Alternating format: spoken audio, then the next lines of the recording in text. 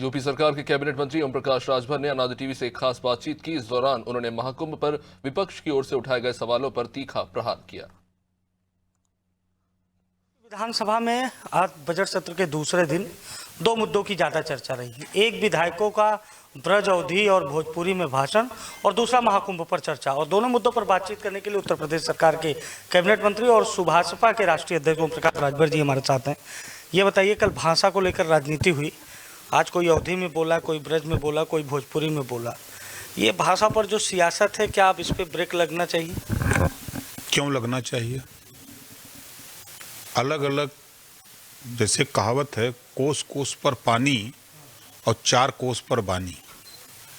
एक कोस पर जाएंगे तो पानी का स्वभाव बदल जाएगा या उसका स्वाद बदल जाता है। उसी तरह जब चार कोस दूर जाएंगे तो बाणी बदल जाती है भाषा।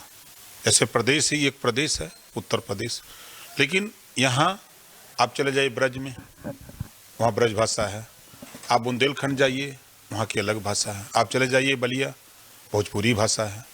और देश की मातृभाषा हिंदी है। उर्दू क्या है? तो हम उर्दू का विरोध क्या कर रहे हैं? उर्दू भी एक भाषा है, मलयालम एक भाषा है, भाषाएं अलग। कार्रवाई में लाई जा सकती है।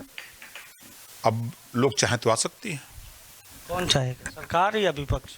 दोनों के चाहने से होगा। सरकार के तो आप हिस्सा ही हैं। हैं? मांग करेंगे? हैं? अब हमारे मांग करने से होगा।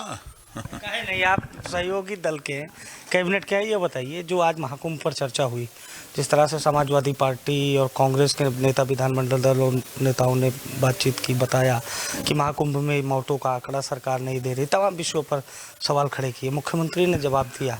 क्या मानते हैं सार्थक चर्चा रही? और महाकुंभ पर जो तमाम सवालिया निशान खड़े हो रहे हैं, उस पर आप किस तरह से देखते हैं? देखिए, विपक्ष का काम है सवाल खड़ा करना, सरकार का काम है उनका जवाब देना।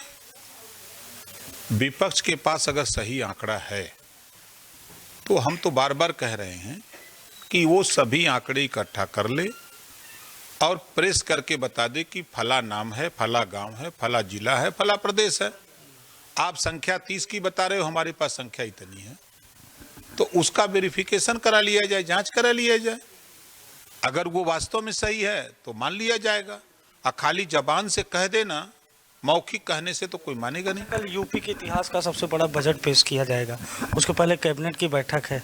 क्या कुछ बड़े कानूनों को मंजूरी दी जाएगी कल? बिल्कुल दी जाएगी।